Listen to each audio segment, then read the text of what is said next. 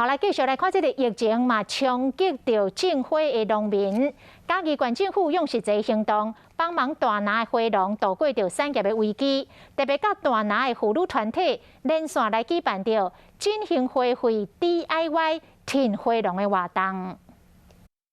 为了提振兰花产业，大拿姐妹连续发起停花农的行动，就200位妇女做兰花盆栽，除了联络会员之间的情感，嘛表示停花农的心意。作为来救花农，就了我们一起来做 DIY， 但系做了大家抓家己摸回来啦，唔能够搞回来啊大拿一向有兰花之乡的外号，主办单位希望讲透过这个活动，为花卉产业来赞声。那希望透过这样的一个活动，也可以大家对花农的重视包括对这个花叶